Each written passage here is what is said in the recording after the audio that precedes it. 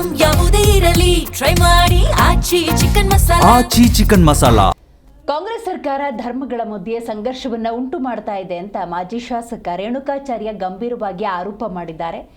ದಾವಣಗೆರೆಯಲ್ಲಿ ಮಾತನಾಡಿದ ಸಂದರ್ಭದಲ್ಲಿ ಉಡುಪಿಯ ಸರ್ಕಾರಿ ಪಿಯು ಕಾಲೇಜಿನಲ್ಲಿ ಆರಂಭ ಆದ ಹಿಜಾಬ್ ವಿವಾದಕ್ಕೆ ಸಂಬಂಧಪಟ್ಟಂತೆ ನ್ಯಾಯಾಲಯ ಈಗಾಗಲೇ ನಿಷೇಧವನ್ನು ಎತ್ತಿ ಹಿಡಿದಿದ್ರೂ ಕೂಡ ಸರ್ಕಾರದ ಈ ಧೋರಣೆ ಸರಿಯಿಲ್ಲ ಅನ್ನುವಂಥ ಅಭಿಪ್ರಾಯವನ್ನು ವ್ಯಕ್ತಪಡಿಸಿದ್ದಾರೆ.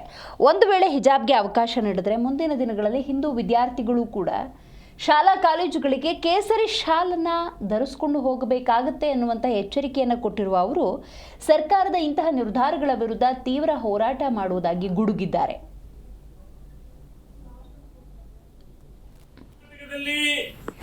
ಕಳೆದ 3 ವರ್ಷಗಳಿಂದ ಅಧಿಕಾರಕ್ಕೆ ಬಂದಂತ ಸಿದ್ದರಾಮಯ್ಯ ಸರ್ಕಾರ ಅನಗತ್ಯವಾಗಿ ಧರ್ಮಗಳ ಮಧ್ಯೆ ಜಾತಿಗಳ ಮಧ್ಯೆ ಸಂಘರ್ಷವನ್ನು ಮಾಡ್ತಿದ್ದಾರೆ. 2021-22ರಲ್ಲಿ ಉಡುಪಿ ಕಾಲೇಜಿನಲ್ಲಿ ಹಿಜಾಬ್ ಧರಿಸಿಕೊಂಡ ಸಂದರ್ಭದಲ್ಲಿ ಆ ಘಟನೆ ಇಡೀ ರಾಜ್ಯದ ಉದ್ದಕ್ಕೆ ಘಟನೆಗಳಾದವು. ಶಾಲಾ ಕಾಲೇಜುಗಳಲ್ಲಿ ಸಂಘಟನೆಗಳು ಮತ್ತು ವಿದ್ಯಾರ್ಥಿಗಳ ಮಧ್ಯೆ ಸಂಘರ್ಷ ಆಯಿತು. ನಮ್ಮ ಹಿಂದೂ ಯುವಕರು ಕೇಸರಿ ಶಾಲು ಯುವಕ ಯುವತಿಯರು ಸ್ಟೂಡೆಂಟ್ಸ್ ಕೇಸರಿ ಶಾಲು ಧರಿಸ್ಕೊತೀವಿ ಅಂತ ಹೇಳಿದರು.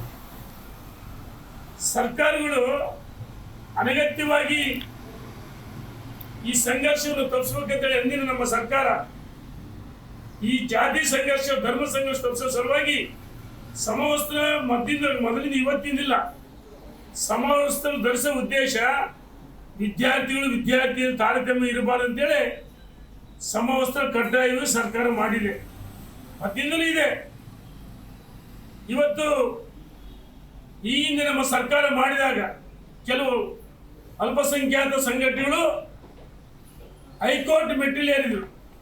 ಹೈಕೋರ್ಟ್ ನಮ್ಮ ಸರ್ಕಾರದ